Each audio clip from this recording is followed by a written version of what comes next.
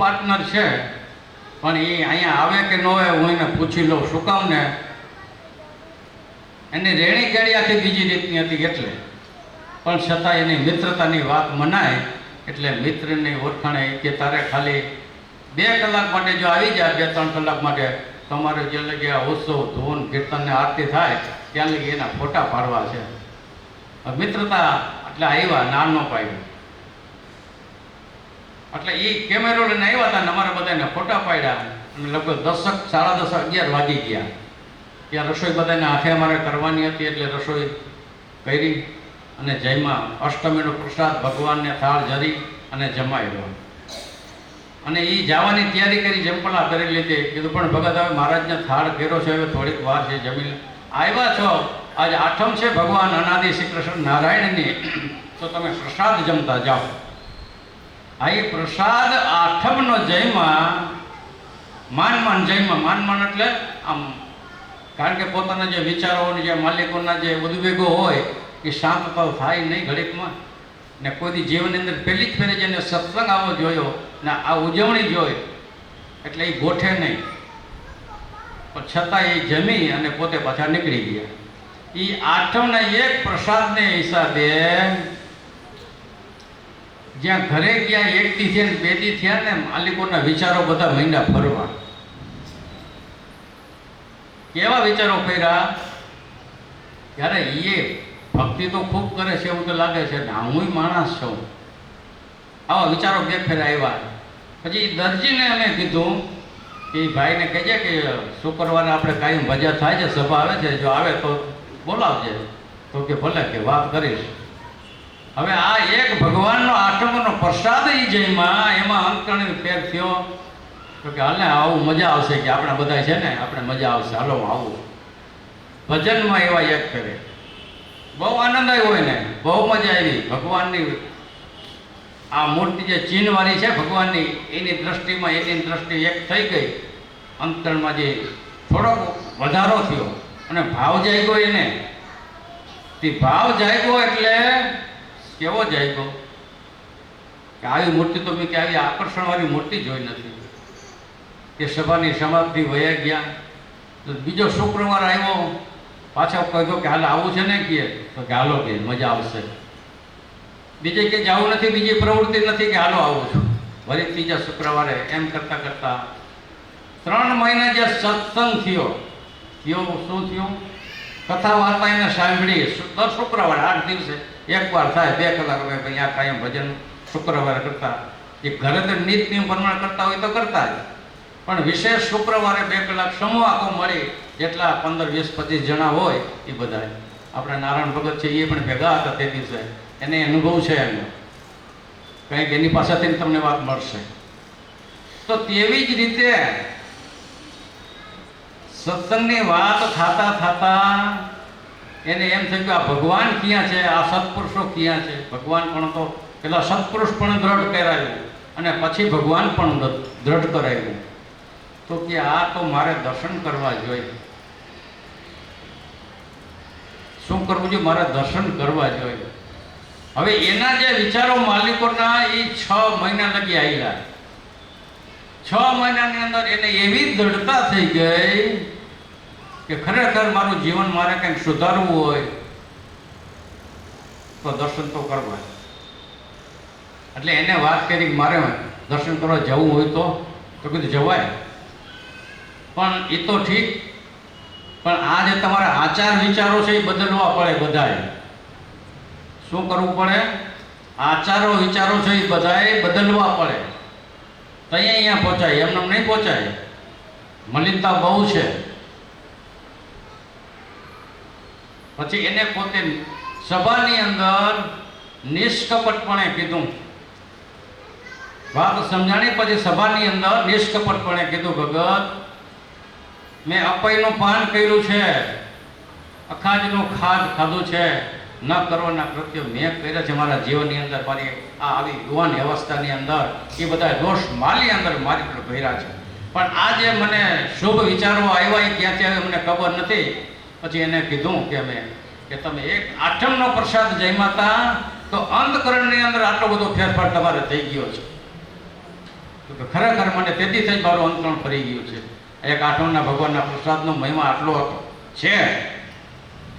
ત્યાર પછી પણ કીધું, પછી જેમ સ્નેહને હેત થાય ને, કેમ તેનું મારા સ્નેહીને વિશે ગમે તેમ બોલતા હોય ને વાત કરતા હોય નિષ્કપટ પણ એકબીજા, એટલે પછી અમે કીધું ભાઈ એ તો બધું ઠીક, પણ આ બધું આચરણનું કારણ શું?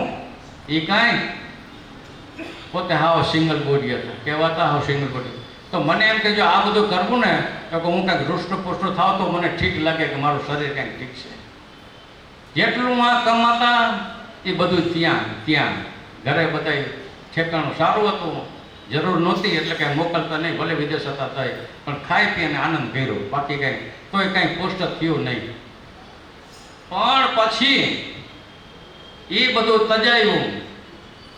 તજી દીધું. ત્યાર પછી 2 જ મહિના આપણી ભાગે શાક રોટલા ખાધા, ખાલી શાક રોટલા, બીજું કાંઈ નહીં. પણ જે એનો સંકલ્પ હતો કે હું કાંઈક બોડી મારી જમાવું, એ નો થયું. જે આજે એને 10 વર્ષ રહ્યા તો નો થયું. એ 2 મહિનાની અંદર એના જે કપડાં હતા એ કે આખા ફિટ થઈ ગયા. 2 જોડી બીજા સીવડાવ્યા છે, બીજા 2 મહિનાની અંદર એ મારા ફિટ થઈ ગયા. એટલો જે એનો સંકલ્પ મારું શરીર સારું કરવું, કોના શેનાઈથી ન થયું, એ આ શાક રોટલાથી થયું. ઓલું મલિનતા માલિકો દીકરી કે માલિકો શાંતિ થઈ ગઈ. પછી તો એને સત્સંગની એવી એક એમ થઈ ગયું કે મારું જે આ બધી મલિનતાથી ન થયું, મેં આહાર કર્યો, અપીના પાન કર્યા, અને જો આ શાક રોટલા ભક્તોની સાથે જમ્યો છું અને આ થયું મારો જે મારો સંકલ્પ સારું થઈ ગયું, તો હું આ માં જઈને જે દર્શન કરું તો મારું શું ન થાય. આવું માલિકોથી વિચાર દિવસને રાત એને ઉપજ્યા કરે. પછી 8 મહિના સત્સંગ પરિવારની દ્રઢતા કરી લીધી, અને દ્રઢતા કર્યા પછી એને નક્કી કરી લીધું હવે મારે દર્શન કરવા જવું જ છે, બીજું કંઈ નહીં, મારે પહેલાં દર્શન કરવા છે. ભાઈ એની કંપનીમાં જે અંગ્રેજ હતો એ કે ભાઈ તારે જવું હોય તો જા, તને ના નથી પડતો, તારે 2 મહિનાની 4 મહિનાની 6 મહિનાની છુટ્ટી જોતી હોય તો આપું, પણ પાછો આવજે. તો કે હવે મારે આવવું નથી, એવું નક્કી કરી લીધું મારે હવે આવવું નથી. અને એ વયા ગયા એટલે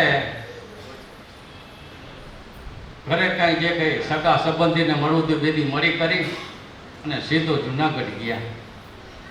અને આપણે ચાવડાવાળા ટપુલાલ ભગત છે એમને ત્યાં બેરીનમાં અમે હતા, એટલે એને ભેગા ટપુલાલ ભગતે પણ છુટ્ટીમાં આવેલા, એટલે એ એમની સાથે દર્શન કરવા ગયા, લઈ ગયા એને. કારણ કે પહેલી ફેરે મહારાજ પાસે દર્શન કરવા જાઉં એટલે એમ થાય, મૂંઝવણ થાય કે કોઈ ભેગું હોય તો ઠીક. હા, એ મહારાજ પાસે ગયા, દંડોત પ્રણામ કરીને બેઠા. એટલે ટપુલાલ ભગત કે મહારાજ આ બહેરી હતા સત્સંગમાં છે, હવે એને વ્રતમાન ધરાવી અને કંઠી બાંધવી છે.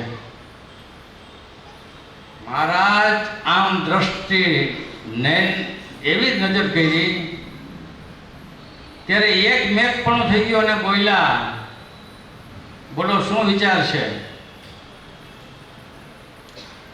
તો કે મા બાપ હવે તમારા શરણે આવ્યો છું, તમને જેમ યોગ લાગે એમ, પણ મારી મલિનતા જે છે એ હું તમને કહું છું. એટલે જે અમને વર્ણવી હતી ભગવાન પાસે ખુલ્લા થઈ ગયા. ભગવાન એક માણસના સિવાય મેં કાંઈ બીજું મૂક્યું નહોતું. ભગવાને કંઠી લીધી, કંઠી લઈ અને આમ કરતા આટલી લાંબી થઈ ગઈ કંઠી. તારા આટલા પાપ છે એમ બોલ્યા. મારા શું બોલ્યા? તારા આટલા પાપ છે, પણ તું અમારા શરણે આવ્યો, અમારા ભક્તના યોગથી, તો આજથી જે કંઈ તે કરીશું બધાએ બળીને ભસ્મ જાઓ, હવે નવેસરથી કાંઈ કરતો નથી. તો એવા મણી જેવા હાલમાં અત્યારે એ ભગત છે. ત્યાર પછી બધું ત્યાગ કરી અને ભગવાનનો દ્રઢ આશરો કરી અને મહારાજ કે એનું કામ એને કર્યું છે, જીવાત્માનું મુક્ત. પણ કઈ થયું એને? કથા વાર્તામાં જે આવ્યું એને સત્સંગનો યોગ થયો, એની વાત મનાણી, એને વિશ્વાસ આવ્યો કે સત્ય હકીકત છે, એના સંકલ્પો થયા એ પૂરા થઈ. એને એમ થઈ ગયું ઓહો ખરેખર હકીકત સાચી છે. તે મારે કે જેને સત્પુરુષો અને ભગવાનના વચનમાં જે વિશ્વાસ છે તો મારે કે જરૂર ને જરૂર પૂર્ણ થાય છે. એમાં સંશય ન કરવો કે થઈ છે કે નહીં, કે કેમ હશે. પછી સંશયવાળો રહી જાય અને અનુવૃત્તિવાળો તરી જાય એમ લખાણ થયું તો એ શું છે? કે એમ કરી લઈએ તો નહીં.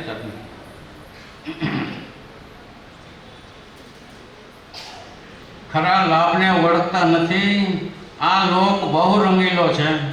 તેમાં ભગવાનના ભક્ત તો વિચારવું જોઈએ કેટલુંક મૌનમાં સુખ, કેટલુંક ઉદ્યમ પૂરતું સુખ, કેટલુંક ફળ પૂરતું જ સુખ અને કેટલુંક ધ્યાન દેવા પૂરતું જ સુખ. પણ આત્યંતિક સુખ તો ભગવાન અને સંતમાં છે. આપણે વિવેક સમજી રાખવું. બધા સુખ ઈચ્છે છે પણ ભીડો ખમે નહીં, ભીડો ખમે તો સુખ થાય. ભીડો ખમવો બહુ અમો, સત્સંગનો ભીડો ખમવો બહુ અમો. નિયમ ધોરણ પડાવે, નવડાવે, સવારે ધ્યાન કરાવે, સવારમાં કલાક પૂજા પાઠમાં ખોટી કરાવે. આ બધો ભીડો લાગે છે જીવાત્માને. પણ એ કર્યા વગર છૂટતું નથી. જો નહીં કરી તો એ મલિનતા કોઈથી દૂર થાય એમ નથી. માટે ભીડો તો ખમવો. એનો વજન નથી ઉપાડવો પડતો, એનો ભાર નથી પડવો. પણ અંદરથી જે તમારી સ્ફૂર્ણા છે એ સાત્વિક થઈ, સાત્વિક એ મલિનતાને કાઢશે. માલિકોની મલિનતા એક જન્મની નથી, અનંત જન્મો થયા છે. કયા નીકળે કે ભગવાનનું આહવાન માલિકો થાય છે ત્યારે. ઓલું ઉંદરનું દર હોય ને, ઉંદરનું દર, એમાં ઉંદર બેઠા હોય. હવે એમાં જ્યારે એમાં સાપ જાય ને, સાપ, ત્યારે ઉંદર એ નીકળીને ભાગવા માંડે. શું કામ ને? જો નહીં નીકળે તો એ ખાઈ જઈશે. એનો આહાર છે સાપનો, એ ખાઈ જાય તો કે મૃત્યુ થઈ જાય. એટલા માટે સાપ નીકળીને બહાર ભાગી જાય છે. એ દ્રષ્ટાંત આપ્યું શાસ્ત્રકારોએ. એમ માલિક પર જો ભગવાન અને સત્પુરુષના સારા વિચારો આવશે તો મલિનતા એની મેળે નીકળવા માંડશે. પછી બહુ દાખલો નહીં કરવો પડે, પણ શુભ વિચાર લાવવા, સારો સંકલ્પ કરવો, નબળા સંકલ્પ ન કરવા, આવો ભગવાનનો આદેશ છે.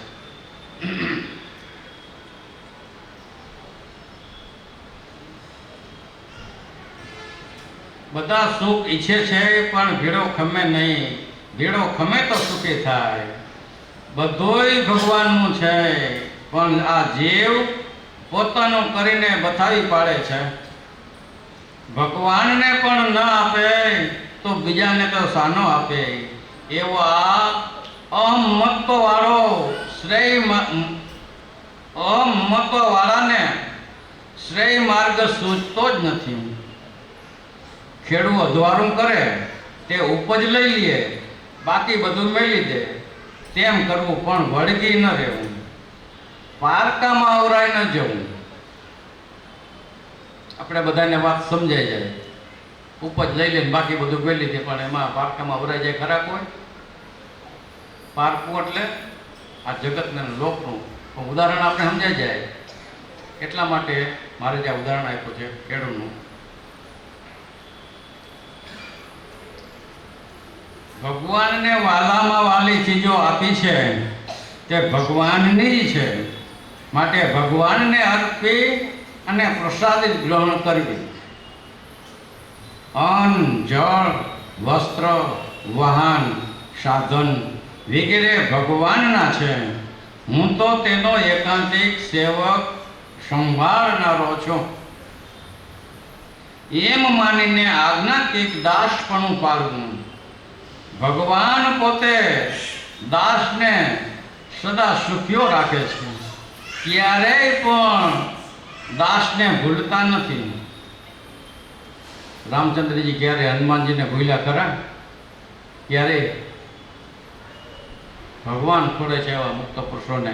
એ ભક્તિ કરનારા હોય, દાસપણું હોય તો ભગવાન એને ખોડતા ખોડતા આવે છે. મારે કે એવું એવી હનુમાન જે એવી ટેપની ભક્તિ હતી ને, મારે કે એવી ભગવાનને વિશે કરી લીધી. તો ભગવાન એવા ભક્તોની પણ રાહ જુએ છે. પોતે દાસને સદા સુખ્યો રાખે છે, ક્યારેય પણ દાસને ભૂલતા નથી. ભગવાનના આત્મનિવેદી ભક્ત થવું, જેટલું નિવેદન ન થાય તેટલું આત્મનિવેદી પણ ઓછું. તે પ્રમાણે ભગવાનનો રાજીપો પણ ઓછો વર્તે. જ્યાં સ્વાર્થ માન્યો છે ત્યાં બધું ફના નફા કરી નાખે, પણ ભગવાનને આપવામાં પાછો પડે તે જ જ્ઞાન. સંતનો આશીર્વાદ લઈ લઈએ, ફળ મેળવી લઈએ, છતાં રાજી કરતા ન આવડે, બીજે વળી જાય.